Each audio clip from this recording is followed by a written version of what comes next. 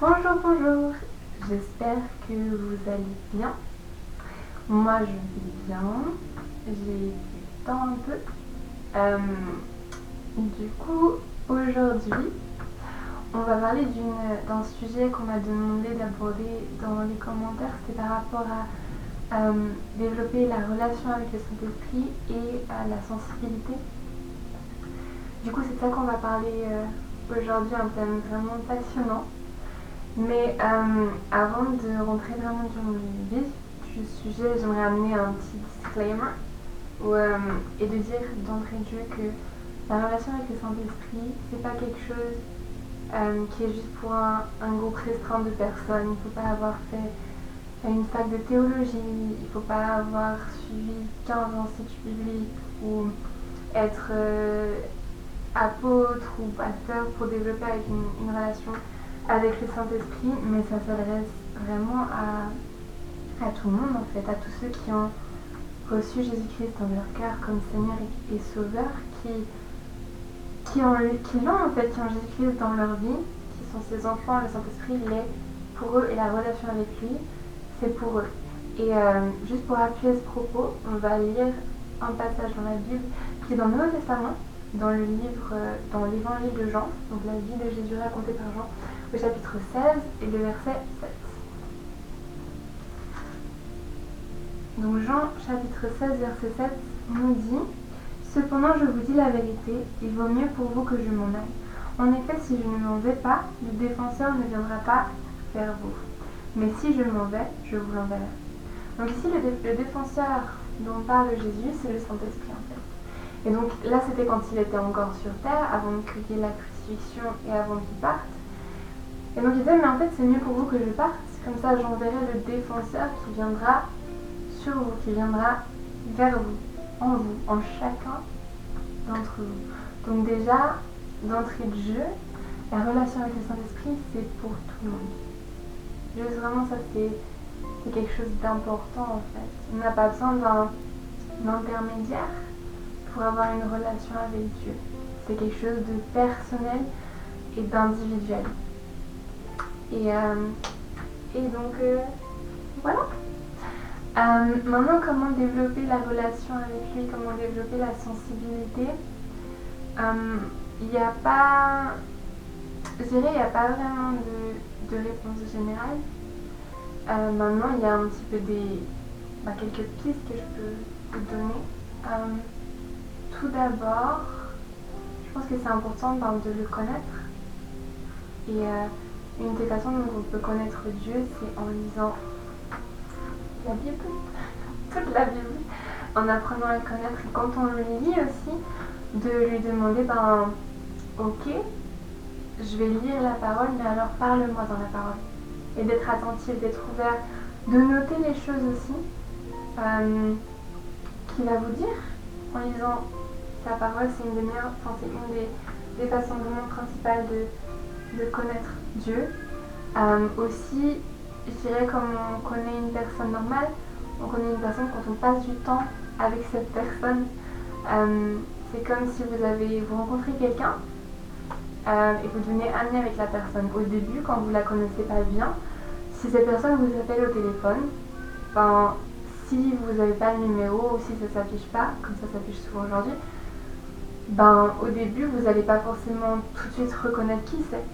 Des fois, vous allez demander, mais qui est-ce Et puis, au bout d'un moment, vous allez commencer à reconnaître la voix. Vous allez commencer à reconnaître certaines expressions, certaines façons de faire, des fois heures, mais aussi les heures à laquelle la personne vous appelle, ou ce genre de choses. Et c'est un peu pareil avec le Saint-Esprit aussi. Au début, ou alors quand on fait une longue période sans parler avec Dieu, des fois c'est un petit peu compliqué, on ne sait pas trop si c'est lui, on doute beaucoup. On se demande, mais est-ce bien toi Seigneur? Est-ce que c'est toi qui me parles? Ce genre de choses. Le meilleur, c'est de passer du temps avec lui, de passer du temps dans sa présence, de passer des moments dans la prière, de parler avec lui. Tout le temps, toute la journée, dans tout ce que vous faites, vraiment, tout le temps. Et vous verrez, petit à petit, ça va venir et vous allez parler les deux en fait. C'est pas juste faire des monologues de vous à lui, mais c'est une conversation qui va dans les deux sens. de vous à lui et de lui à vous. Et Dieu après il nous parle, enfin le Saint-Esprit va vous parler de différentes manières, il peut vous parler de plein de façons différentes, mais souvent il y aura une façon de laquelle il va vous parler spécifiquement à vous. À certaines personnes c'est par des rêves, d'autres personnes l'entendent audiblement, d'autres personnes ont des visions, certaines c'est à travers la nature, à certaines personnes spécifiquement à travers la Bible. Beaucoup ils vont ressentir des choses, des pensées très fortes. Et puis voilà, et si vous doutez, ben voilà, vous avez entendu quelque chose, vous avez senti quelque chose, vu quelque chose, mais vous savez pas si ça vient de Dieu ou pas, regardez toujours avec la parole de Dieu. Il va jamais vous dire quelque chose qui est contraire à ce que la Bible dit, parce que Dieu ne se contredit pas. Point. Et puis voilà. Et on va lire un autre passage dans Jean, de nouveau le livre de Jean, un petit peu avant, au chapitre 10, le verset 4. Il dit ceci: lorsqu'il les a toutes fait sortir, il marche devant elles, et les brebis le suivent, parce qu'elles connaissent sa voix. Et donc voilà, comme je disais avant, on va apprendre petit à petit à connaître sa voix, à savoir quand c'est lui qui nous parle, à savoir quand c'est pas lui qui nous parle, quand c'est notre chair, quand c'est une autre voix, une autre chose, la peur ou des tas d'autres choses qui peuvent nous parler. Et petit à petit, on va apprendre à le connaître. On va reconnaître sa voix, on va reconnaître quand c'est lui qui nous parle. Et un autre aspect important, c'est quand on écoute d'obéir à ce qu'il nous dit. Même si ça paraît fou, ça paraît totalement déraisonnable, ça paraît totalement irrationnel, mais si Dieu vous dit quelque chose, c'est qu'il sait pourquoi. Nous, on voit juste un petit bout, lui, il voit tout, il a une vue d'ensemble. Et même si ça paraît totalement fou, il faut écouter et obéir. Et Dieu, il sait ce qu'il fait. C'est comme Marie, qui a porté Jésus dans son ventre. Quand un ange est venu lui dire, le Saint-Esprit viendra sur toi et tu seras enceinte, tu mettras au monde un fils. Elle était vierge, elle n'était pas mariée, elle était juste fiancée. Du coup, c'était impossible. Enfin, pour être enceinte, il faut avoir des relations, tout ça. C'était pas possible, mais elle a dit, je suis la servante du Seigneur, qu'il soit fait selon ce qu'il a été dit, en gros. Et c'est arrivé. C'est vrai que Dieu, des fois, il peut nous dire des choses qui nous paraissent totalement pas possibles, mais c'est ça qui est vrai, en fait. C'est ça qui est la vérité. Et il y a cette parole que moi j'aime beaucoup, qui est dans l'Ancien Testament, donc avant que Jésus vienne au monde, ça a été dit par un prophète, le prophète Ésaïe. Donc on va lire dans le livre d'Ésaïe au chapitre 30 et on va lire le verset 21. Et il dit ceci: tes oreilles entendront dire derrière toi, voici le chemin à prendre, marchez-y quand vous irez à droite ou quand vous irez à gauche. Et le Saint-Esprit vraiment nous parle. Et quand on l'écoute, il nous donne des fois des instructions de choses à faire, à ne pas faire, des chemins à prendre ou à éviter.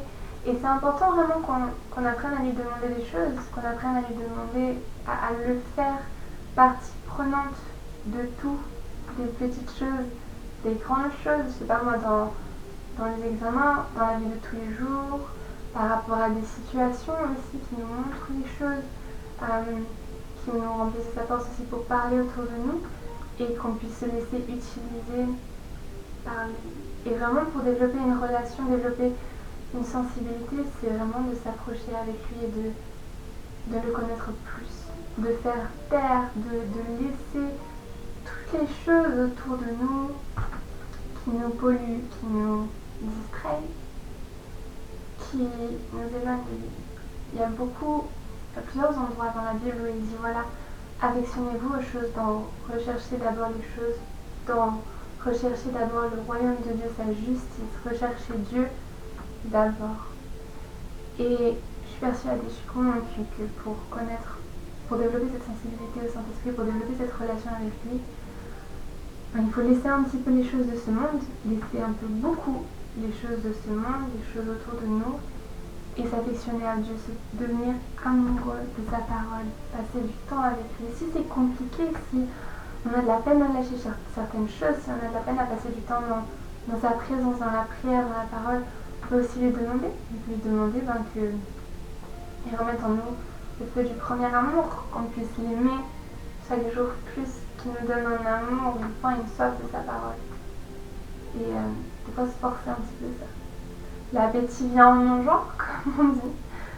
Du coup, des fois d'essayer de commencer, même si c'est petit à petit, hein, même si tu passes 5 minutes, 10, 15 et que tu grandis, d'être régulier, ben c'est comme ça que tu vas développer l'intimité et la relation avec Dieu. Et c'est la plus belle des relations qu'on peut avoir. C'est incroyable, c'est juste génial de passer du temps dans sa présence, d'être avec lui. Et c'est ce que je souhaite à tout un chacun. J'avais fait une vidéo un peu sur un sujet similaire il y a quelques temps. Je la mettrai dans le petit i qui apparaîtra à un moment donné dans la vidéo, et puis dans la barre de description. Et puis j'ai 2 livres que je voulais vous recommander sur le sujet. Le premier, je ne l'ai pas avec moi, mais il s'appelle Bonjour Saint-Esprit de Benny Hinn. Ce livre il date, hein. il a bien des années. Moi c'est ma mère qui me l'avait recommandé. Je l'ai lu et franchement, comment dire, ça a changé pas mal de choses dans ma vision du Saint-Esprit, dans ma vision de la relation avec lui. Comme quelque chose pas juste d'épisodique, mais de constant en fait. Et c'est vraiment un très bon livre, franchement je vous le recommande. Il n'est pas trop long, ça se lit assez facile et franchement c'est vraiment un bon livre, je vous le recommande vraiment. Et un autre que je recommande, j'en avais déjà parlé, c'était Est-ce bien toi Seigneur de Loren Cunningham, c'est le fondateur de Jeunesse en Mission, YWAM. Et ce livre est vraiment bien, il parle justement d'écouter la voix du Saint-Esprit, d'écouter la voix du Seigneur. Et c'est vraiment, vraiment bien, ça donne aussi quelques conseils. Et donc je vous le recommande. Je pense que les 2 livres doivent être disponibles dans, je pense, toutes les librairies chrétiennes, ou plusieurs en tout cas, et vous pouvez toujours demander pour les commander.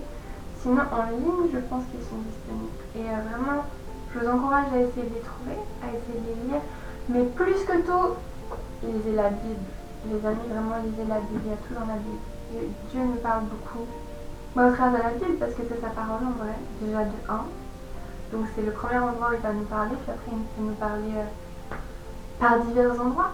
Et la façon dont il va vous parler sera différente de la façon dont il me parle, de la façon dont il parle à mes parents spirituels, de la façon dont il parle à mes colocs, de la façon dont il parle à tout un chacun, parce que Dieu il est créatif et il nous parle de manière unique à chacun d'entre nous. Donc voilà, j'espère que ça aura répondu à la question, un peu en tout cas.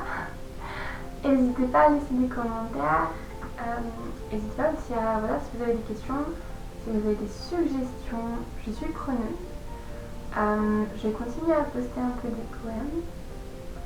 Et puis bientôt j'aimerais faire quelques vidéos. Enfin, je vais essayer d'être régulière. Je sais que ça fait souvent. Je l'ai dit plusieurs fois, mais je vais vraiment essayer d'être régulière. Si vous voulez prier pour moi par rapport à ça, volontiers. Mais j'essaierai de faire une vidéo bientôt peut-être. Je pensais faire sur les tentations et les conseils. Du coup voilà, dites-moi ce que vous en pensez dans les commentaires. N'hésitez pas à partager la vidéo plus loin si ça vous a parlé, si ça vous a plu. Vous pouvez aussi me parler, je mettrai mon adresse mail et mon Instagram dans la barre d'infos, juste dessous. N'hésitez pas à me contacter, à m'écrire et dans les commentaires aussi. N'hésitez pas. Abonnez-vous, du coup, il y a bientôt des prochaines vidéos qui vont venir. Je vais vraiment essayer. Et puis voilà, donc soyez bénis et à tout bientôt.